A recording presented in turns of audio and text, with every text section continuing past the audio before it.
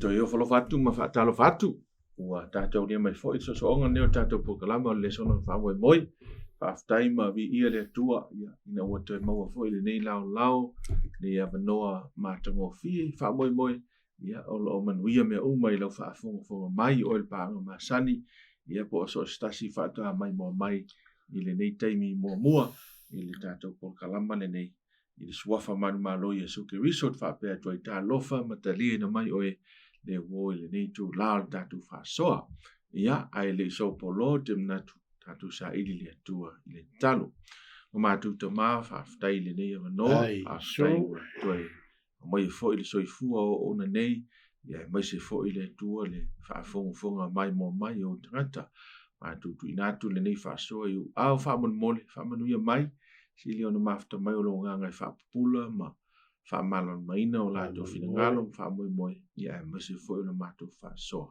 ia vi ia ila u fio ono Yesu amen atalo fatui ona le tua so nga pasta vine so nga to ile tia ni tai au talo fa lava iluso talo fa lang soi formal lang mai le talo le fali ia ile mai mo mai e pe no ta o tato le sona lona ono le tato ia ua amata na tato la tu le afol tato le sona quartal nei ia ua ye fote do nunga wa mata na tau va mala mai le tau tongo tu sio e feso ia mesio le sona ta o lo ia le lo tato o mai nei le feso e tonu le o tato tal no ina le feso e tonu le o mai am tau mo mua mal tau pelua ia fa tasi ma au tu po fim sa tato tal no ina le lo tato tonu mai ia ile au tu la le sona ono le o tato ia ole upu fa pea ole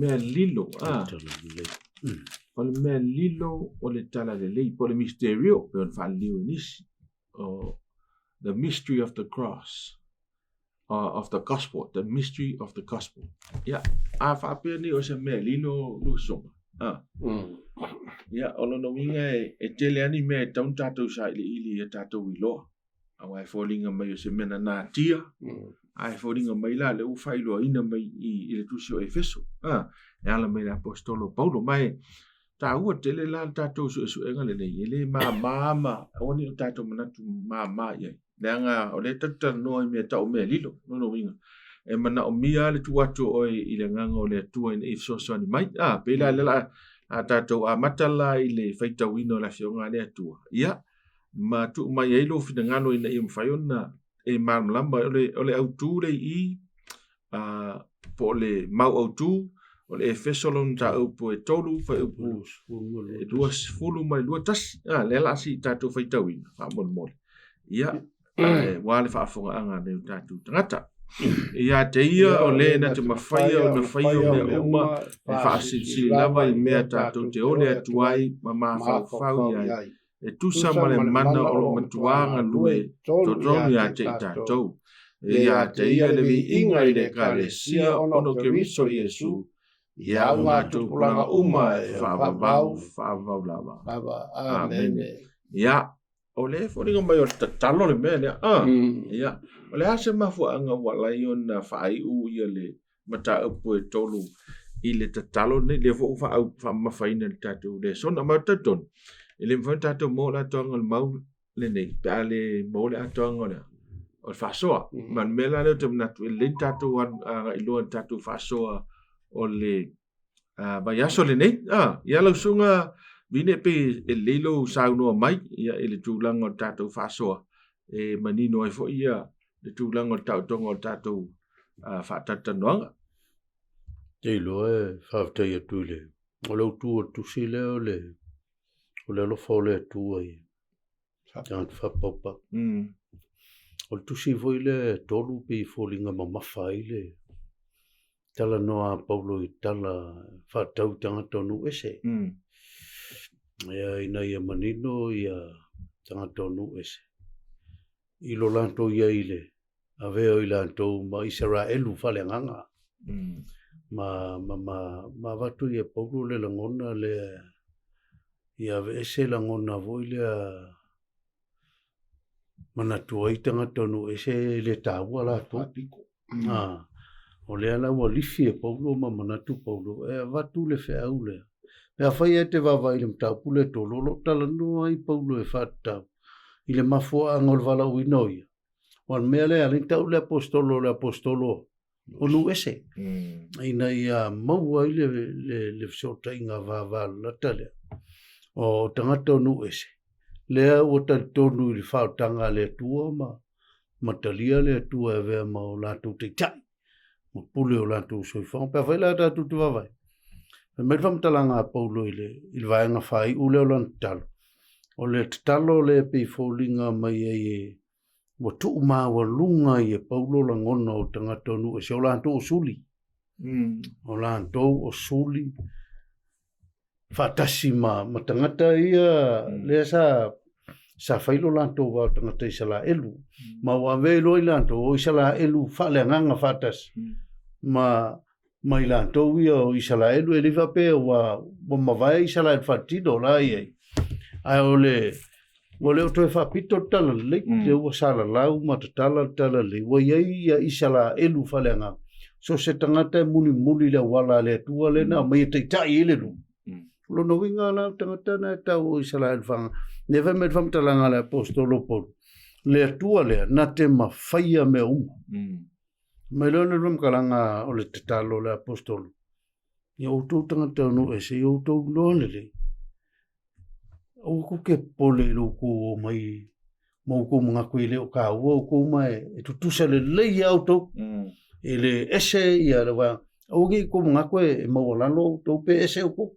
O kou wa tutusa wa pa leni mai le tu eses pe mero le ramtalang e fa sili lawa i mea tantu te ole tu ai pe mero ramkanga e o ai me kalo inu ese kai wa o teto e fa fonga mai le tu e tali mai le tu e tali le tu o si me ma kango fier ka ko mai e o ai be la ma fa ma mea e ma fa ai e tusa male mana o lo matua i to tonu na te tat e o ai mawhauwhaungo o tangatari nei le mawhauwhau piwa o tanto o isi kaim ke ia o kupune mele sa mawhauwhau au fisiri o inga whaia o inga kalimai o le kua whamele o whamkalanga e le ngaka o mea tanto e o le koile tangata o le nu o le tu ai o ai mea whaile lai mawhauwhau ili whaleo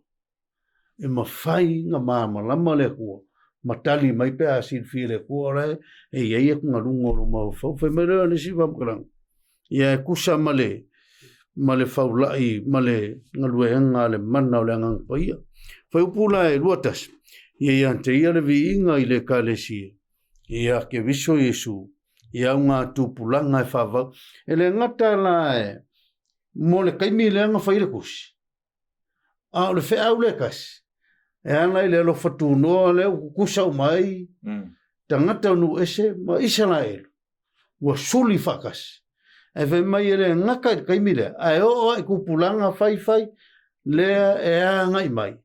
O le whea wale kasi. Ua kasi tangata umu. O le mea lilo langa. Le ka ma whai le apostolo e mo moli mai. Kusa ma le vala uino ia. E waku inu ese. Le o kou ua kasi. Ia Yesu e ia kusa. O isi kaimi. E mga kua isi ka ngaka e le kusa ia tangata lotu, le tusat, ia tangata i tonu le karesi. O le mea lewa mai Paulo, ia kusa o maauto. O le mea nga whai e kewisu. Mai au ngā tūpulanga, saule kupulanga, malea kupulanga. Au ngā i eile mea nga whai e kewisu. Kusa ka ngaka uma. Ia, whawhkai. Mane whapopo toi la wanga le saunoi la sunga vini o le amatanga le wheupu o le amtapure tau. Whamuna mua le ele le a fore nei whamautu ina ma whamusili ina paulo lo na malawina. Oi o le apostolo no es. So volanga o paulo pentatu tana noai. Oi o le fo mai professor kuspaia. E tactic le mele anga fai e paulo langa awala ina ia pa ia tuai le fe aule i tangata no ese o no ese no mo le tau fai sa mala le tu langa le le tāua o le tu whaatasia le atua o iutaia ma tangatonu ese i le nu fou lewa sa ua tāpena i le atua. Ma nā le tau te anga i te tātou whaasoa. Ia, o le nu fou, mana tua le nu nei o i whia. E le nu nei o i poru rau tau nu fou. Ei iukai ngā. Ia, o le nu fou le na. Ia, o le nu o so ostangata mai so se nu. O mai, ia, o no whaatasi mtu whaatasi. Pe whapena le vai ngā le tau te whawai e. O se nu fou o whaia e le atua. E le o Israelu ra, e le o Eleni po Roma. Ua Israelu. Ia, whaatasi manu ese whau e le nu fou lea. Sano ia la sunga. Kai pai mangaku mai ia e le. Mai ngal ka kore songa le songa le vai. Mangkua le nga whamakala e paulo ia e peson ka koe lua. O kousa wa mau. Ai ua fio mai ke riso e whaalaka mai o kou inga ia kou. A vea o kou ma kingo e kasi. Longa lua ia solo i lalo pā ia sa vai lua inga ia. Kanga kongu ese ma kanga ko le pua. O Yesu la leo kasi ai. Le whai mai le whai o plus furu iwa le whai ua le songa vason kengi. O le ngei e le koe kanga ka ese o tou po ea mau.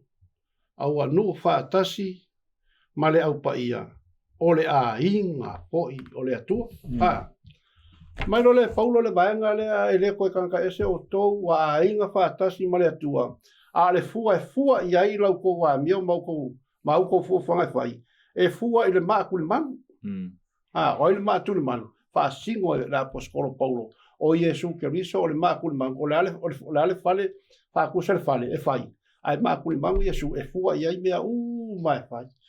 Nal maa fua ngai fua i ai Yesu. Inga ia tasi i ai ala tau polkalama maa la ko me whai. Lea mai roli maka upu le ko. O le a fo inge i le whai mai le whaupunga le mai. O le a lofa o le atua i tangata whaapau.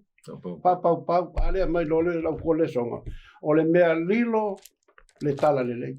Na le kala lele. Ale kaloi paulo. Ia te ia le vi inga o le na te mawhaia. Vai mai ia te ia o le na te mawhaia o na whaia o mea uma. E whaasiri lava i mea tātou te a. O le atuai ma fau iai o le whasiri. O ai lea e whaasiwa i ai kakalo paulo. E whaasingo i lea kua o lenga ke mawhaia o ngai loa mea uma ia kākou kia. Whaakonga i lea kua, ma ole ai lea tua, ma mea kau ke mawhawhau e au maila i lea tua mea ngā. Hai mailo lea paulo le whaingo le whaingupala le. O le anganga o lea tua lo matua ngā lue i to tonu. Le ngā lue. Le ua mamoli e paulo le anganga o lea tua i kangaka e fesu. Ia la kou mga kua, lea tua lenga sau e maile lenga. E alofa le atua i tangata whapau whaasingo iei. E iei le nganga pa ia le ngā lua i kongo lako loko. Le ngā lua i kongo lako loko. Hai mai, o lo matua ngā lua i tonu ia te tātou. Ia te ia le vi inga i le kale. Le asau waila usunga le kako kalkalonga. O le whasamsama ngō. Le kale si a le atua. Le la au mea kako. O kongo la le kale si a le atua. Le kako ke sapi iei. O le iei whaamanguyanga ia, o le ala whaamanguyanga, o le mea lilo. Whai le whai mai whai upule ongo, whai mkaupa kolu. O le mea lilo la le i whai mai, ia a vea nu ese, masuli whaatasi, ma tino e tasi, ma le whaatusa whaatasi, i lana sa fola mai, ona o ke riso, i le tala lelei. Kai peongo le kapkolu. Ia avea nu ese masuli whaatasi, ma tino e tasi, ma ia whaatusa whaatasi, i lana sa fola mai, o ke riso i le tala lelei. Lea la mai ia le vaenga le whai upun kaupule kon. Mea lilo ia le sanga sa le iloa e tangatonu ese. O le a vea i la tau masuli. Whaatasi ma tangata o le atua, po tangata o le kale sia. Aisea, o ngā o le alofa o le atua i tangata whapau. Whapau, leo au mai ai. Ka kou sa le a mga ia iasoi, alan mea le wei. Whapitai le atua ua, a mga ia ka kou. E kusa ma le tala le lei. e wha wau o Yesu Keriso o le ali o le ora. Amen. Ya, e taua ia leo tatu me etu le ua yaso te lo wa kava tu le ua yaso tatu whaasoa lea. Si vanga na ele sai tio le. O le la apostolo e peona mataila na. E taua le upu le so upu wae fai te fai tau le lau fai tau atur fai mua whapea. Ona o lea mea. Talu o le mele talu ai polo. Mele talu ai tau po lua le ne whaasoa i. Ona o lea mea, o lea mele talu ai. Ia ua tu whaatasi o tau ona o Keriso. O a ua Paulo, o le ua no tia, ona oi. Keriso. Ona o Keriso Yesu. Ona oi, o tau onu. Nu ese. Amen. Ia.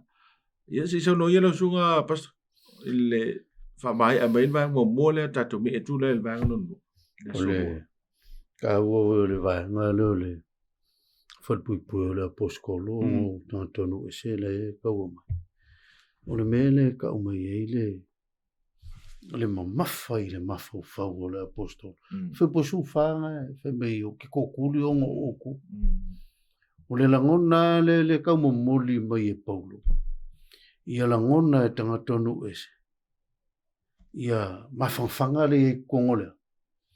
O le ainga o lea, o le atua. Ia auangi i tangatonu ese.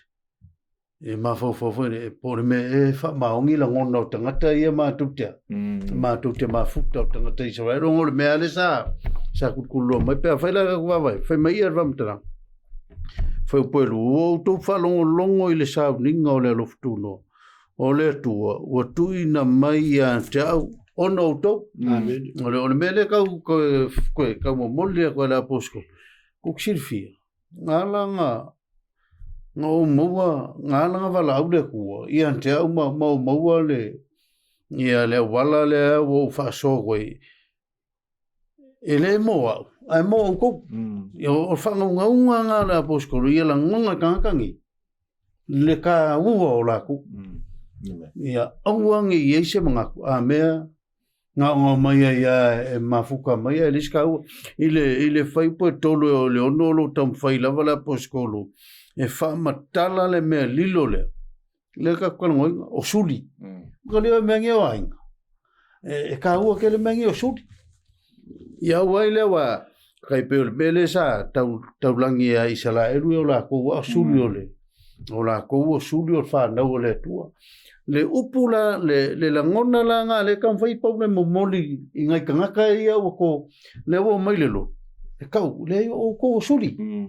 E iai, le avangoa ko ke kalangoa ai, e le avangoa ko ke whaasoa ai, auange iai seis, e mawhauwhau, e le o se suli o le inga lego. Ia lesi whaupo sumar whao, lusumar kasi o lo tauta leo li potia Paulo e ala ilang kakalo. O lo kaua ko ia Paulo, o lo ko kuri mo uko. A whaalonga o lan tangata, e piwal mengi, a whapek whaalonga mai seisi mai o leo ke kakalo mo e uso. E ngai e malosi mai e lokele ngā luenga. E koksifia, e sui la ngonga. E kupul malosi. O mea ko ngā le kau mai e le apostolo Paulo i ngai e mo moli aku i le kalesia mai lantou wale. Moi tu tono le aingo le tuo. I nei e lantou malosi e mai.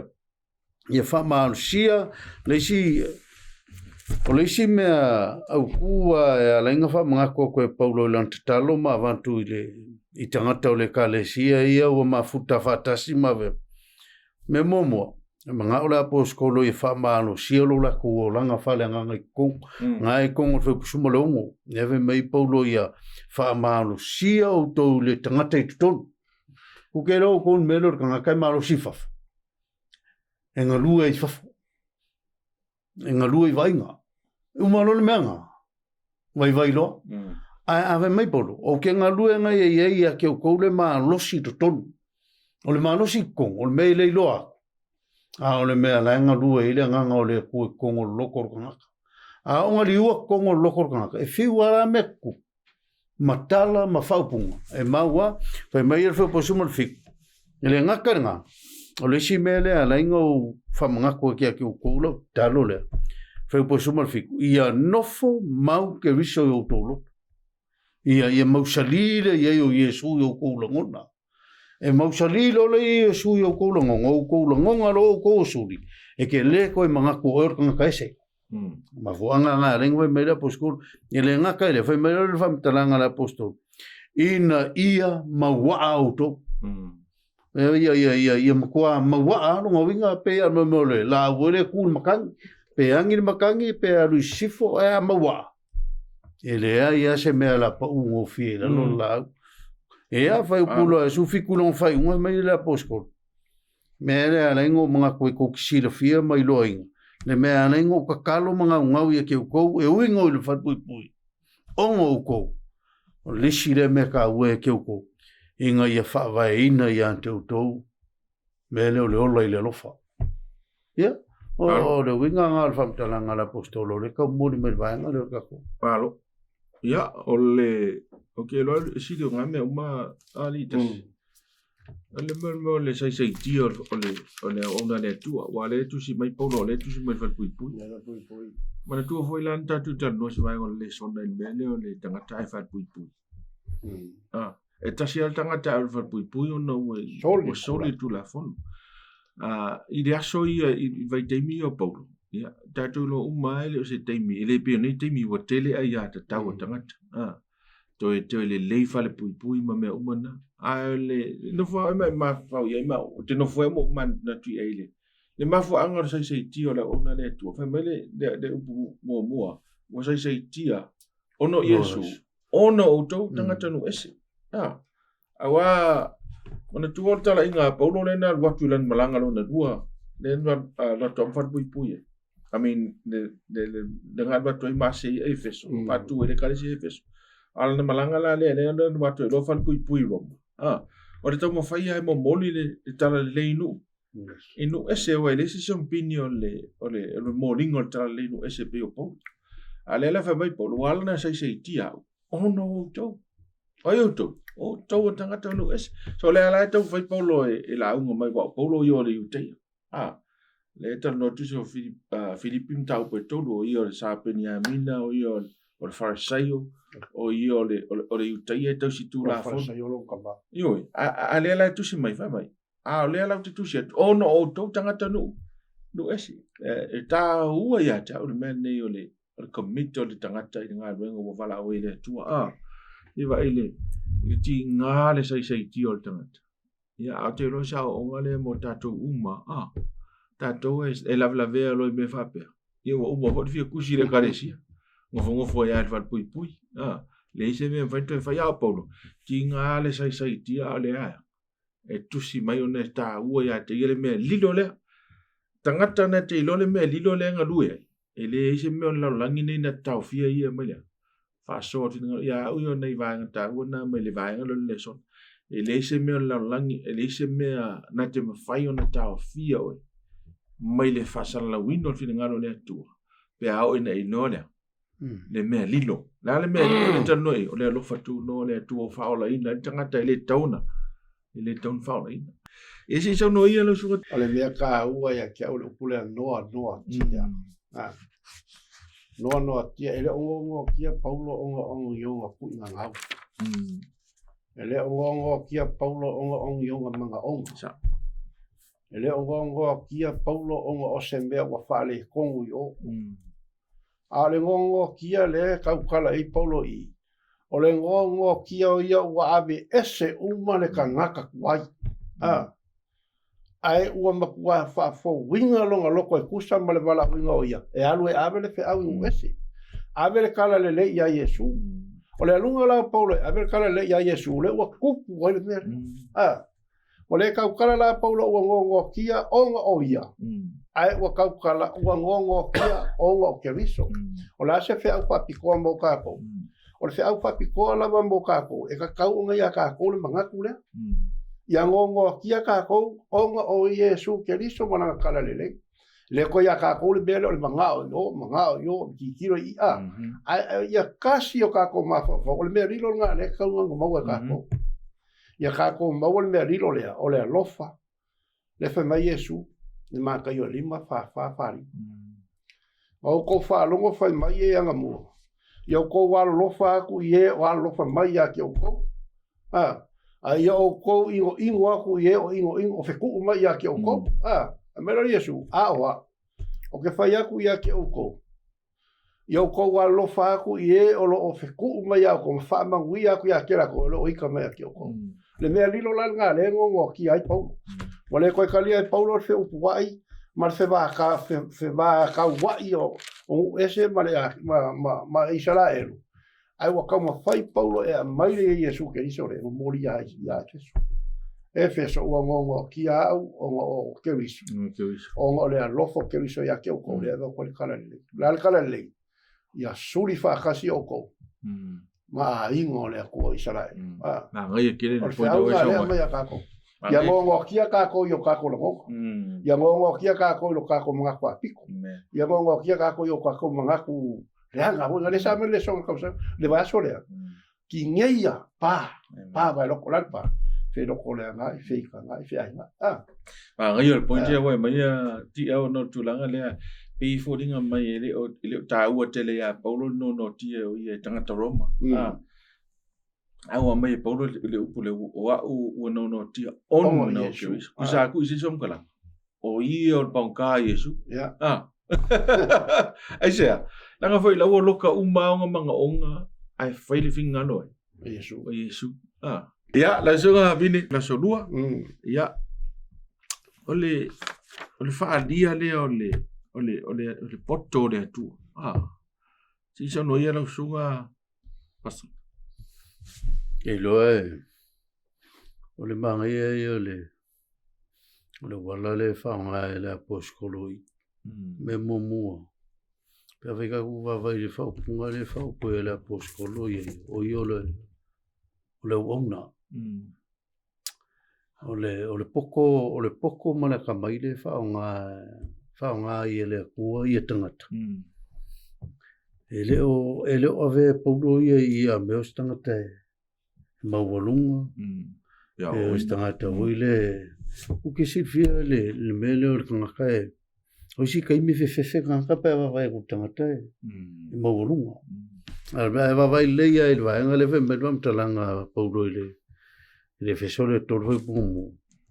Wa o le aka ko ke kamilo ai vai lenga mai paulo. O le mele o paulo o le ua nono tiono ke viso ono o tounu ese a wa o tu whanongolong i le sauninga o le alofa tu no le tu ina mai a tau mo o tou ina ua whailoa mai a tau le whaalinga o le mea sa lilo whapeo na tu sia ini upu iti pea whaitaulia e mawhai ai o tou nei loa ai loto matala i le upu ia ke viso sa lilo. Sa le whailo antu inisi tūpulanga o le whanaunga tangata. Whapeo na whaali mai nei e le anganga i ana apostol paia. Maana perfeta paia. Ia veanu ese. Ma suli whaatasi ma tino etasi. Ma ia tofu sia whaatasi i lana sa fola mai. Ono ke viso i le tala lei. O le mele le kalangoa i le vaenga le ka kule songa. I le nga o paulo le. O le kalangoa paulo. I le whaonga inga i le ngata o ia. Ua o se auanga o se tangata whatawa. Me medkala le si whamtalanga paulo ni whaonga paulo. A ue pito iti. Pito iti lava. I apostolo uma. Ai o mako uma. O lea ua whaali mai eilea. Le poto ma le kamai o le kua. Lea sa le iloa sa le mamlama o le kaukala paulo. I le kaimia pong sa tangata o nu. Nu ese le mamlama i tala leila. Ma leo le apostolo. Au mako. O lea ua whaali mai e le kua. Ia i manto. Le mea lilo lea. E tau atu e te utou. O utou o suli. Whaatasi ma le tua. E iai ma le mana o le angapai e whaata maina o tau. Longa wingala, o le poko le ua whaali e le kua ma whailoa e mai e le apostolo kusama le vaenga le tato le sona o whaalia o le poto o le tua.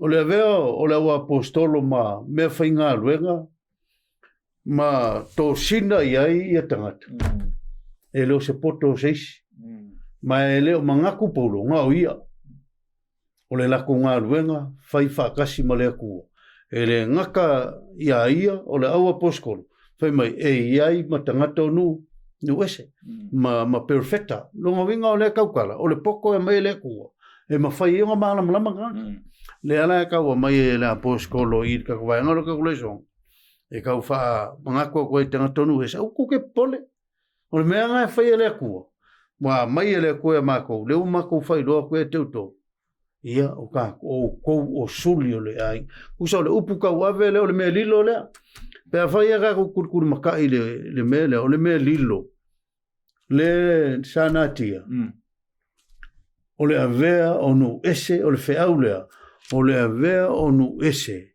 masuli fatasi ma le tu whawhakai nei le whasoa ia tunga tia ba ia i o le vaengale o le kakoleso le ngaka fai mai paulo o au o le kangaka ua wawa kia ongo ke wiso ai fai mai fai poe valu o au o le au pito i titi longo wingo al fai kaule ngā bai paulo o au o le kangaka whakau wa o au o le kangaka whakau wa fai mai fai upule valu nka upule e kou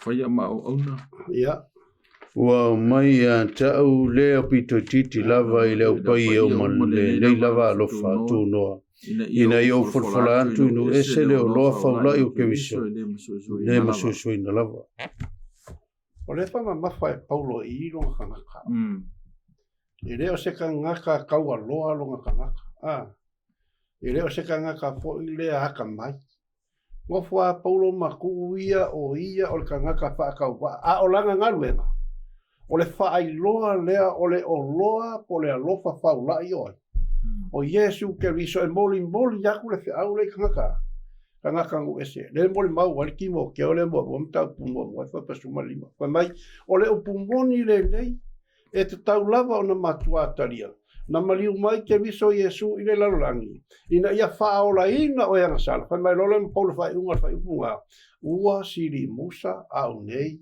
ia i lato usa le whapea mai paulo o au al kangaka ua mia kongo sau e mai le whiau inga ia whaola inga o kongo ai kuwa e paulo i ele o ia se kangaka mia kongo o ia o le kangaka whainga aluenga le atua a o ia poi o le kangaka anga sala o ia o le kangaka whakaua o le mea ngā le mga o mia le akua i ranga o whainga aluenga ngā o mia le akua i o kangaka awangi kako o pe o le kelonga hoi le kusi o luka mo kanga ko lua kala a ko mal mal fa mai wa ku foi le tas mai fa pe atu le mu wa we a fa mai fam kala nga polo wa o le tangata fa ta wa le au pito titi la ngona ia le manga o mia e paulo ina ia la ngona ia e peso makanga ka ke sia ngoma o le vala au lia Yesu e le o se mea mi crisis pe fa mo lunga ises a ia i loa le kangaka longa vaa whea roa roa i ma le tasi ona usoa tangata. Mai lopa o le upumoni le nei e te tau na matua talia na maliu mai ke risa Yesu i le laulangi. Ina ia whaola ina le laulangi. Ua whaola ina e anga sala. Ua sini musa au ia i lato. O le akale ngā le au mai a kā kou le au pele ma le whaafonga fōngai le ngei i kulao le o le asu.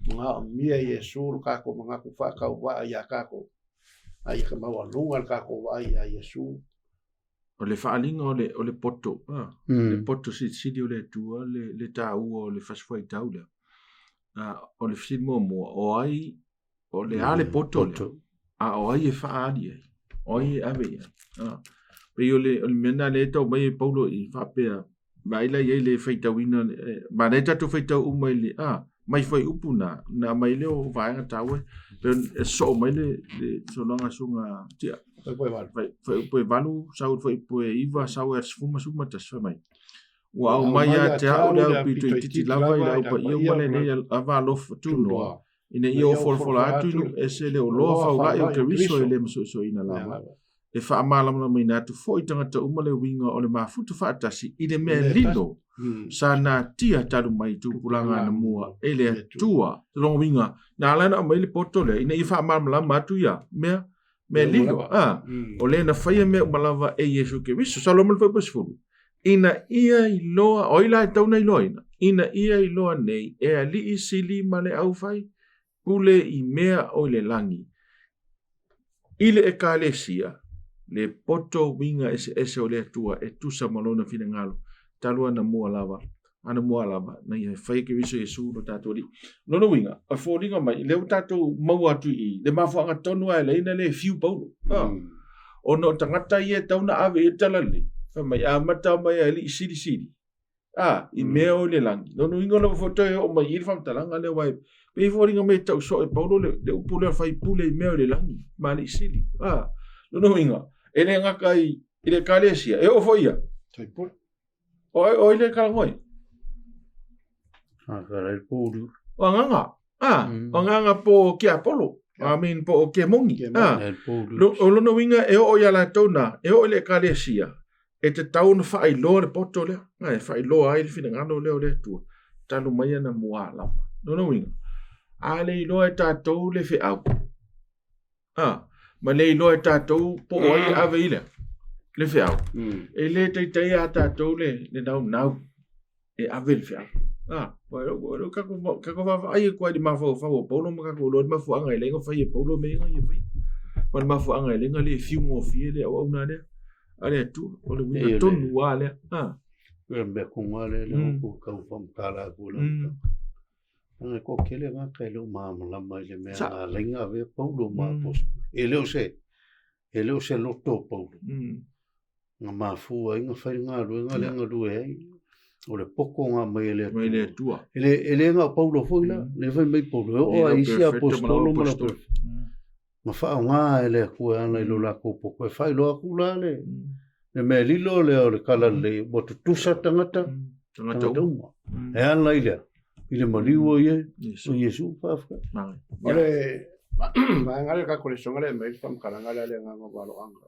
tusi le ole la sanga ke viso mai ole lata I lo sau ia Yesu ole sili foi le ona e loa o lava mata lo le anga ma le ai loa le ia lava lo le a toa mai loa le ese senga ile fa tusa atu ile a toa o lana mio longo winga le fam kalanga le nga ngomala nga mokako o le kako laka ia Yesu kako ke lo ai lo kako le a ko kako ke lo ai lo kako le anga kako ke lo ai lo kako maso paso fai mio le la a kako lo la meia kako mo no le mere fa mai polo a o no tia ona o Yesu Kristo ya fe o ke lo ai lo le anga ma lo fa ka wa ma lo le a ko ku sai mal fina ngalo le tu le tatu mi le suru ole o ke viso ya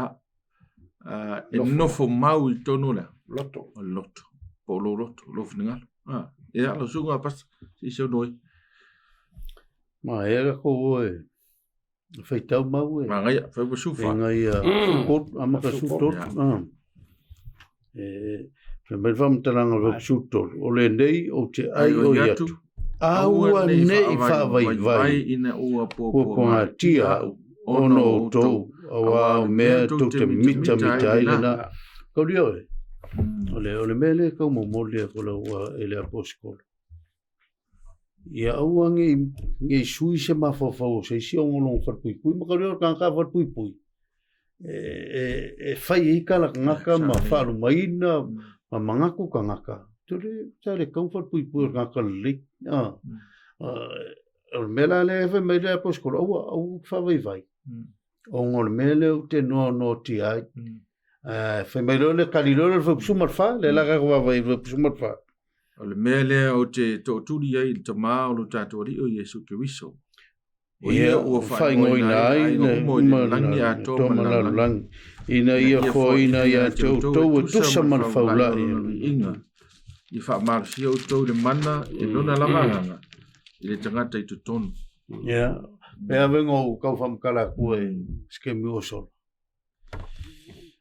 ele ka ua le o isi kaimi e fai me ngā whawhoa e lo i ile me e lo sau kong e masangi ngā e me le vauke ngā lue ia o ia e masangi ngō fai le matou hui e ka le si aua ke fai me o ngolo ai ngā tangata i e fai mea ua oso le alofa maua kupu le alofa i lolo ke fai se le fai me le aposkolo o ke kakalo a mo ko kuli mo mafau faunga ia maua o kula le mana malos ele ngaka i renga inga ia mai ai ia makua mausali le malosi ko le malosi la le foi kaukalai paulo kuso e fesa konito wa kau uma ku le malosi fe le malosi fafo le anga e uma lo ngai yo ia ku vai ngaka vai agua kanga kawe le aifo a saure me mai ko kong e feu wa kanga ka rue e angi mai le savili po a e va vai akua o e ale o lo wa kanga ka le e le finga su o le mela ne ka fa makala mai e ka ua le melo le ngofo kongu ve o le fatu le tala le ko ksirfi o kele kanga ka e ele upule o le liulo ele liu le kele vai tangata o tangata lotu e leon kirisiano la ngai se e mafaina ve tangata lotu e le ave o se kirisiano la nga kirisiano o ngofo yesu ko kongola o le lo o me o mala ele popole la nga lo control yesu le o me la nga ka wela o kule fe me la poskolo po au an fa vai se o isi kai me vai ko ka wa fia kai a fia isi lo a makarolonga sol mudi va pe o ile la pe fa le con ska come ale yo kule pe me pe fa pe ngai sa mai fe o le ngai sa o ko ia va fte malo pe po sul fi kule fa mai ia no fo mau ke riso yo o to wa to il fatto to fa tu ia ma wa auto ole ngale paulo le nga ave ia efeso paulo a foi o ko i loa o ngongo kia o ke riso wa vea o ko masuli fa kasi makangaka yu kaya o ke riso paulo me fai ia ngofo maulo la ke riso ko ngo kako lo ko la me fai ngofo mau ke riso ko ngo kako e mawa o pulo le mawa ka ke vai se la au o le ke alo se ya ke fiu se i mawa ai langa lai malonga lai maule papa maule loko papenga umala mele fa kusa e paulo le so ifua male ola fa le nganga ngaka a ngofo ke riso e mawa ka ko o me ko kopu mai ne kai malu e lui aisa langa le o ngofo ke riso e kongo ka ko loko fa lola i or fa u pule fa mai ma ia fa a vai ile alofa le saka u kale fia a maua mangofo mau ke riso o kako loko o nga kako la ngonga lole o le kala le lei ma le faola kanga ke riso ya kako au nga me uma fa vai lo fa ma fuanga vo le nga ringa fi mai yesu la lange yo anga kol fa pa suma leo a wa fa pe lava nga lo fa mai o le tu la la a mai lo nga kali e ko kasi ia le fango se kasi o le loko yesu le foi a mai paulo ia fa vai mea uma ka ke faia ida efeso ama wa ke riso ko lo mea uma ka ke faia fa vai le lofa ke lo ma ele vai ngol tatu fa so la tatu ang vai muli fa mai ni do sa nga ia le vai muli lo tatu le so na fa muli ile vi ia le kalesia le tua ia ke riso te oro so to ele ai sei si me sili o nga ka ua le vi ia o ka ko le me ka ko ka loko ia te ia o le na te mafaia o na faia o mea uma e fasi si lava i mea tātou te o le atuai ma mafau longo winga so se mea ka ko ki mafau fau ia ma ka ko faia ia faia ia vi i aile ia faia vi i aile kua ai awangi ka ko faia ia vi ia ai ka ko ma si ia yo ka ko kanga kai lu ai kasian mafuanga le fai mai le fam kalanga ka ko ko lo ia whaia mea uma ia vi ia ile atua, a koa male mana o loo matua, ngā lua I kokongu ia te I tātou, ia te ia le vi inga I whea, I le kāresia ono ai, ono Iesu Keriso. Ia o pito arunga, iau ngā tupulanga uma, e whaavavau lako, rona winga, o ngei mea uma kako ke whaia, e solo akulonga, a kako whaia mea uma vi ia ile atua ma e whaawau aku lea kupulanga ma lea kupulanga e ku mau wale vi inga o lea atua ka ua la le vaenga muni la le kako le songa wau mai lea mai I le apostolo por mai o le apostolo na nono atia o loo si itia la tātou ai I le fuafuanga silia le atua ma lona alofa tūnoa ua whaamanatu mai ai tātou po le alawa le mea e o ia I tātou, a o loo tātou, whaatasi umalawa I le fuafuanga le atua, ma o loo ngā luelo na mana I to tonu ia I tātou. Upu ia al whaile songa le mai wha umari kako vahenga le lima, o le vi inga I le atua, o lo kako ioi ma kako karikonga I per whai upu le sfufiku le kako whaikau inga, ia ngofo mau ke liso I kongo kako loko. Ao nga wha vai le alofa e vi ia Iesu I mea uma kako ia. Whai, aisea langa lewe, I mau wā kirisi o kako loko. Ai whai a mea uma e wha vai ai lea alofa. Alofa ia ai, alofa I le atua, alofa I au kua oi, ai maise ai o whai o ia mo kako fiti. Wha ngalo ia. Ia, o se whai ungare o kako le songa, lo suma kai kai. Tei, tunga Pastor Vidi? Role. Ile koe ko whamkalainga, le si mea ngā lainga whaile kālesia. E lei vaisi si mafuanga ngā wāla o waitangata e le atua. Ka ngā kau ku whakasiam kau o le whanau o le atua po o le ainga le. Ia olo nā ko kiuke o le ave o le vinga o le atua o le mele le kau o mai e le aposkolo. Ia ilo e tangata le whaasa o tonga o lātou e ala ile. E ala ile ngā duenga whai e Iesu. Mau wha mau whai longa ina la tau ele. Ele nganga pai ele wheso e whawa po tors fulu. Lei kongu I le kako mau lewe mai. Ua wha mau whai longa ina. O le kaimi lava ngaka lia e ka ngaka whaar ka ngā le kua mai e. Wha mau whai longa roi le kua kaimi lea. Le ngaka lai lea whai mai. O I ngāvo e ka kawo I ngai loa le ka ngaka le maka ea ma le leo se me ngatai. Ia le mea ngā whai e Iesu ma le pule au au le atua.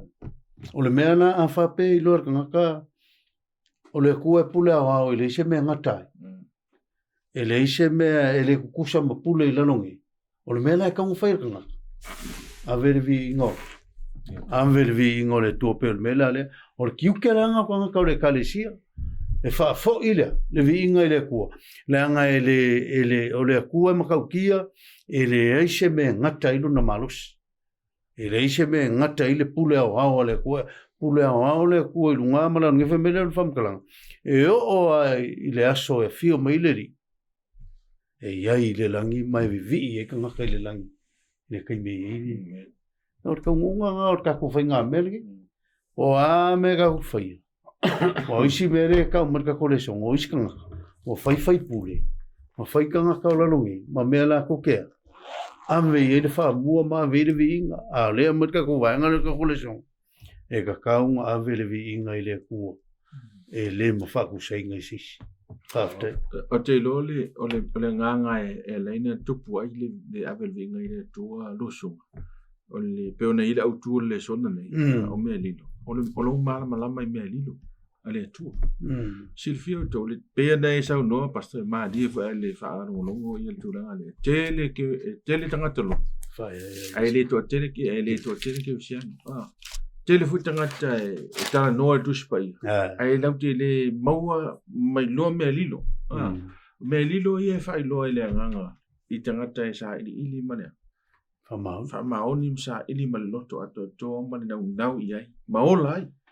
Ele ma fai na mau esta ngata fole na on sai I fia sa wai fai langa live ele le tele na live o le ale mana yo lau tu tala mai tala no ai le no me lilo ye tala no ele fionga le tu e te le te tai na ngala su elo vi ele so ele su ele vi inga le ta no pa le vi ia ele tu ai alo roto lo no me lilo le tu e fa pena fo no o ia te o le tu langa te nau e sai fa ola lisno sai ili awa o le langa le la uta tu lo ne o me lilo ia ele mo so i lo tau ne ia i lo pe le mo so i lo te sa o te show off me e fa di vale ai mo le fa ola ino o ma nga mai tangata le na le vi ngole le na le no polo le me no ia na ma fu no polo no tinga ai ono le lotto le lo ta malo lo le malo então fa pe la ta tu ke risian ta wala le fa so ta ta tu fa so le o le autu le ne